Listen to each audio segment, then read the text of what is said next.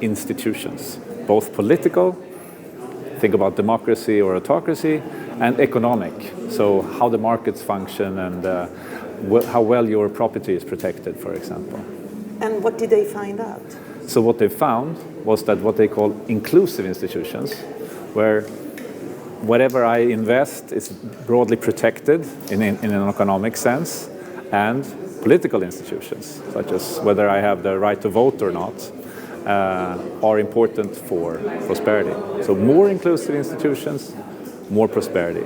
More extractive institutions, which is the opposite, that's when the state just could steal back from the ordinary people whatever they have saved or accumulated, or autocracy is bad for growth and long-run prosperity.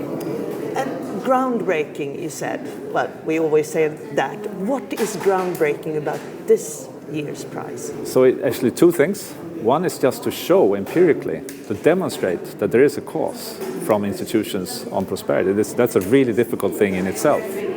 It's also theoretically, because if you think about it, if you know this, that some institutions are better for growth, why don't everyone just introduce these institutions?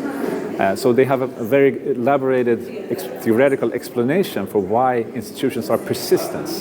You get trapped in a situations with these extractive institutions, although nobody actually wants them. So how could this prize affect our daily lives, for example, knowing this? So I think most importantly is that they set very clearly what the goals should be. That inclusive institutions are what is good for long-run growth and prosperity. They don't provide any simple recipes for how to get there, but just to showing that this should have the highest priority, I think in itself is important. So could one say, well, democracies are better than non-democracies? Democracies are, yes, they have shown that in other work, on average, in the long run, better at promoting growth. That doesn't mean that all autocracies are poor. I mean, everybody can think about China, for example. But it means that that kind of growth is not as stable as the kind of growth you get in a democracy.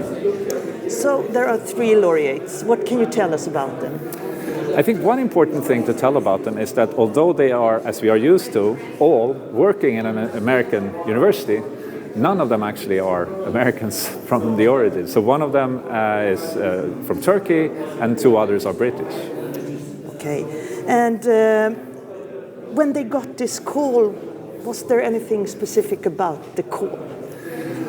This was the first time I ever attended one of these calls, so I don't know how this usually happens, but I thought it was interesting that you expect them to be at bed back in the US. But actually the person we got on hold, he was on his hotel balcony in Athens, and he was very much awake.